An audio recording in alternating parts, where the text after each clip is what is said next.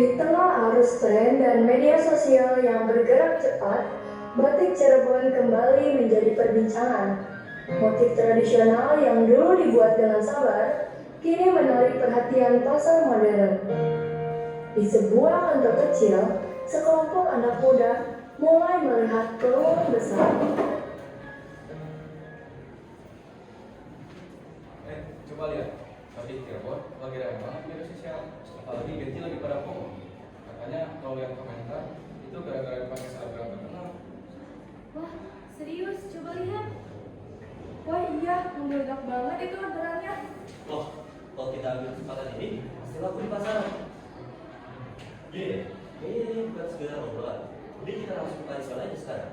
Iya juga, biar beliau lihat langsung kan. Setuju, daripada cuma rapat di sini. Yuk, sekarang aja. Ayo, kita jelasin baik-baik. Siapa tahu jadi peluang besar.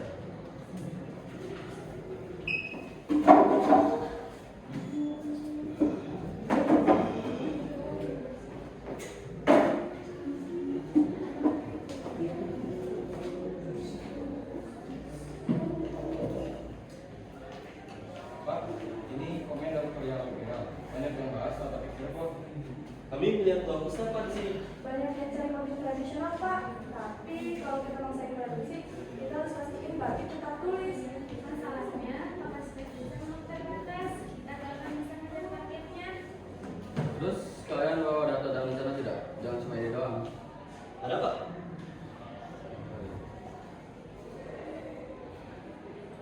Pertama, survei lapangan terus bertemu ketua adat. Kedua, buat pesanan bertahap. Ketiga, adakan pelatihan dan insentif untuk warga. Keempat, transparansi harga dan data komoditas. Coba Bapak lihat. Kira-kira kalau kita mulai dari satu poin dulu, ada kemungkinan balik berat cepat. Tapi sebagai besarnya tergantung dari desa. Kalau intinya jaga proses dan bebaskan mereka, saya menolak. Yang bikin saya khawatir reputasi kalau ada oknum yang berbuat noleh. Betul. Dan juga bisa bikin label praktis Cirebon, sinar mandiri biar jelas sumbernya. Dan kita tawarin training agar teknik tradisional tetap ada meski permintaan banyak. Oke, besok kalian ikut saya ke Cirebon. Saya mau lihat langsung proses pembuatannya. Tapi sebelum berangkat, siapkan proposal singkat, skema produksi dan pembagian keuntungan. Baik Pak, kami siap-siap hari ini. Kalau gitu kita berangkat besok pagi, Pak. Ya, jam 8. Bawa semua bukti yang realistis. Jangan lapor komis. Ingat yang kita jaga bukan cuma nilai pasar, tetapi nama baik batik Cirebon. Siap Pak.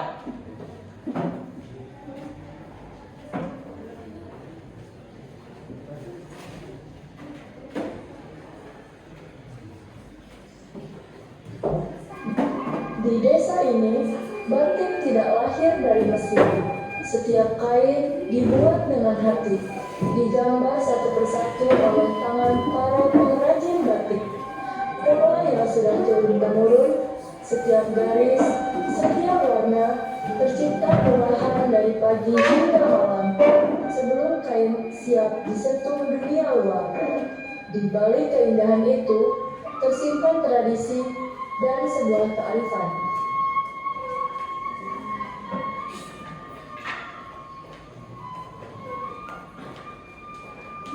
Pak, di sini suasananya beda ya. Tenang. Iya, batiknya ada tulisan semua. Sudah transparan. Ini bukan seperti pekerjaan bagi mereka, tapi sudah seperti kegiatan sehari-hari. Pantas aja hasilnya beda Pak.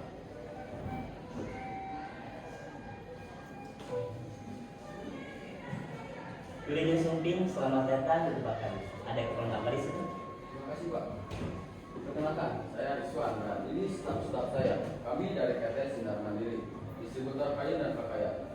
Akan tetapi sebelum berbicara lebih jauh, izinkan staf saya untuk berbicara maksud dari kedatangan kami ke sini. Jadi begini, kami melihat batik Cirebon tidak hanya indah, tapi mempunyai nilai. Maka dari itu, kami datang ke sini untuk mengajak kerjasama.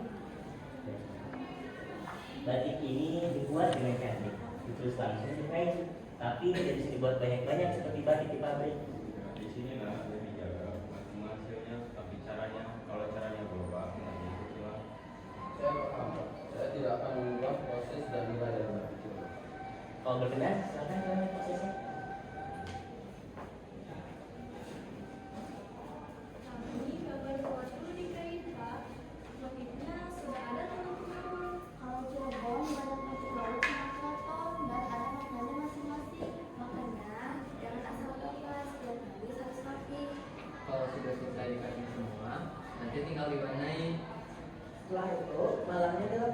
selalu kelihatan motif aslinya. Makanya setiap kain berbeda-beda meskipun motifnya sama. Benar. Putri, tolong ambilkan kain yang sudah jadi. Ini masih tulisan Cirebon, Pak. Motifnya diambil dari masyarakat. Ini hasil cantik ibu-ibu. Akan lihat, Pak. Silakan coba, Pak. Sepertinya cocok dicapai oleh Bapak. Terima kasih. Sama-sama, Pak. Kalau begitu, saya pamit dulu, Pak. Mau ngambil bahan-bahan di toko sebelah. Ayo, Ibu.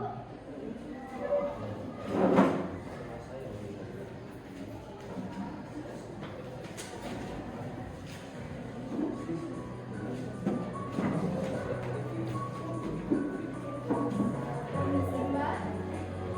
Kami boleh ngomong sebentar ya?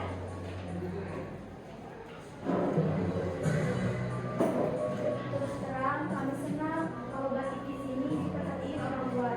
Cuman kami juga jadi kepikiran, ya Mbak, soalnya yang datang ke sini banyak, tapi nggak semua omongan bisa dipegang. Kalau takutnya, dari hal yang tadi kan Mbak. Ini jelas hari karena masih jadi wajar ya kalau kami agak was-was. Kami cuma pengen yakin aja Mbak, jangan sampai apa yang disepakati hari ini besok melupakan. Kalau emang niatnya lurus, tapi pasti orang pertama yang dukung. Soalnya kalau sudah bukti apa-apa, kita duluan sampai sini Bang. Itu aja Mbak, kami cuma lihat batik aja Mbak.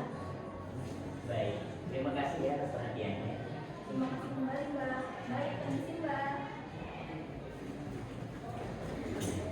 Sejujurnya Pak, kami ingin kerjasama dengan Bapak. Akan tetapi cara kami harus tetap dijaga Pak. Saya janji Pak tidak akan mengubah proses pembuatan batik dan juga tidak akan menggunakan kain. Baik, kalau begitu kita mulai Pak. Terima kasih. Dan kini orang-orang dari kota datang melihat proses yang jarang tersentuh itu, belajar untuk menghargai lebih dari sekedar hasil akhir. Beberapa bulan setelah kesepakatan awal, produksi batik mulai berjalan.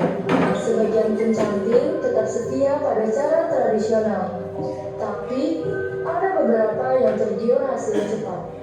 Di balik kain yang sedang dikeringkan, keputusan-keputusan diam-diam mulai terjadi.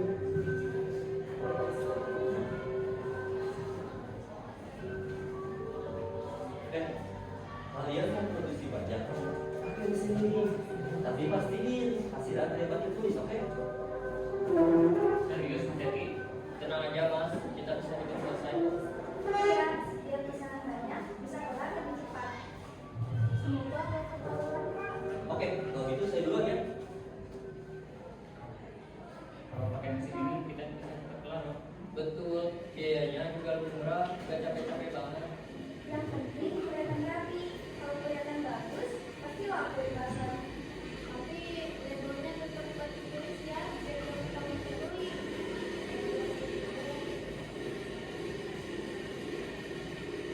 Nanti aku yang bawa ke pasar.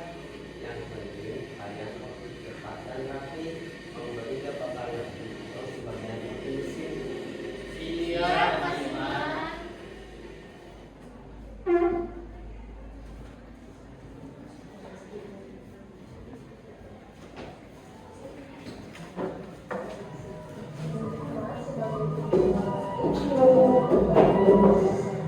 Bersiap menyambut pembeli yang datang.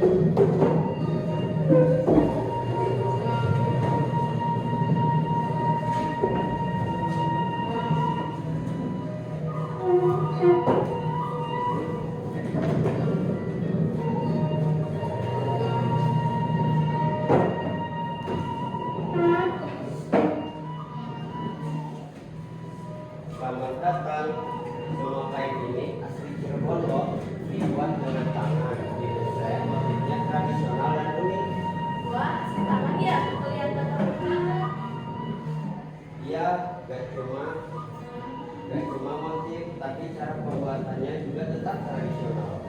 harganya masih apa ya Pak? Betul, kualitas asli, harga sesuai, biar kalian puas tanpa takut salah beli. Uniknya unik, gimana sih kalau dipakai? Oke, aku ambil satu.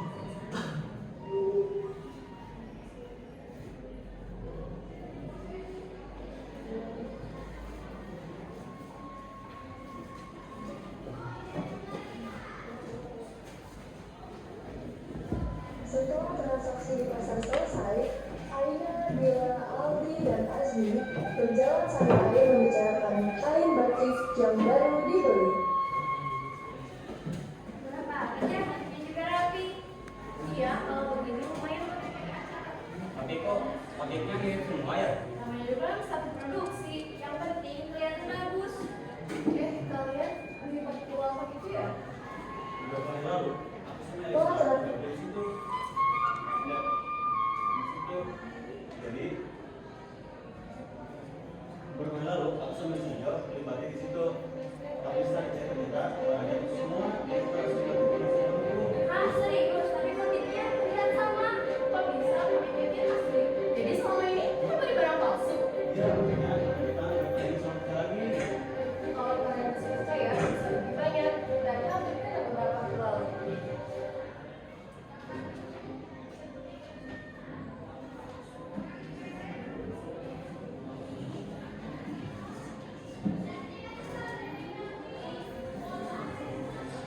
Warga yang sedang lewat tidak sengaja mendengar percakapan tersebut, lalu menghampiri mereka.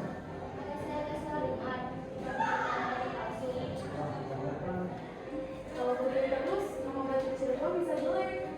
Ini dari mana? Belum gimana? Kita terima kalau batik kami dipermainkan. Kita harus berjumlah.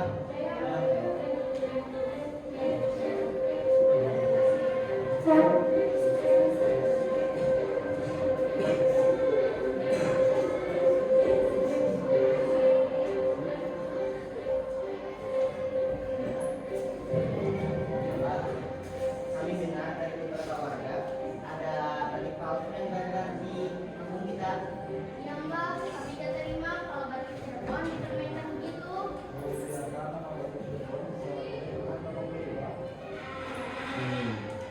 Kalau udah begitu, kita cek dulu.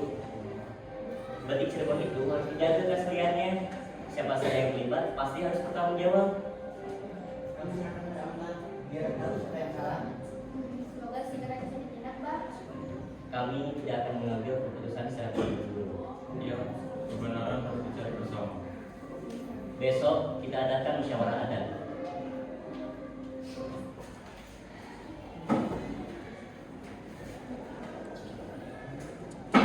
Ketua adat mendengar laporan warga, ia harus mengambil keputusan untuk menjaga nama baik batik Cirebon dan mencari tahu siapa yang curang. Keesokan harinya, warga berkumpul untuk membahas kecurangan batik. Suasana tegang, semua ingin mengetahui siapa yang menjadi dalang dari semua ini. Kejujuran menjadi kunci musyawarah ini.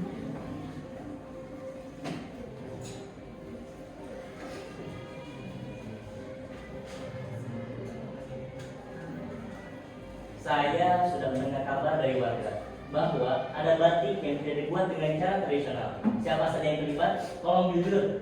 Kami beli batik di pasar, setelah dicek ada yang palsu. Kami nggak tahu siapa dalangnya. Kami bingung pak, kalau menurut tanpa bukti bisa jadi fitnah. Kami cuma ingin tahu siapa yang memasukkan batik Cirebon harus bertanggung jawab. Bah, saya ada bukti saat Jaki memberi arahan ke beberapa pecantik, saya diam-diam memfoto, ini fotonya.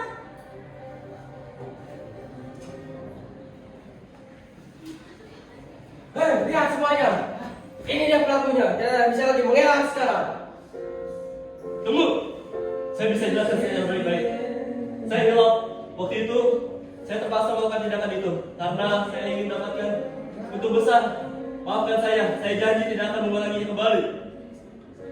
Usaha ini dihentikan. Siapa saja yang terlibat harus bertanggung jawab.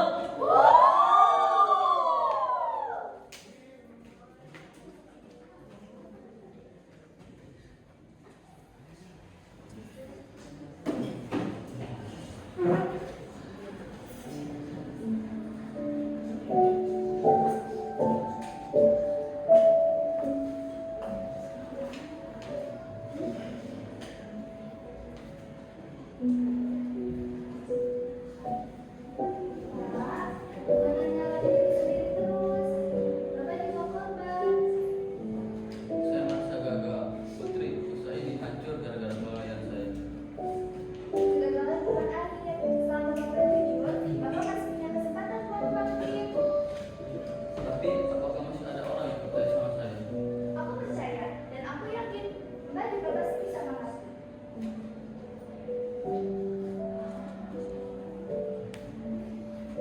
Mbak, Putri mohon, berikan Karisma kesempatan kedua. Putri tahu adat tidak bisa diubah dengan mudah. Karisma bukan dalam dari persoalan ini. Dia lawan, tapi bukan pelaku utama. Dia juga korban, Mbak. Saya minta maaf, Pak. Saya berjanji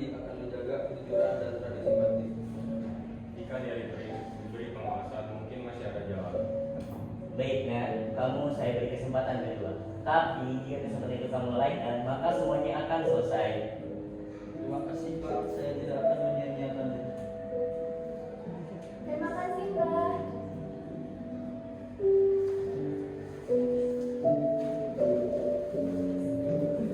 Dari kesalahan lahir pelajaran.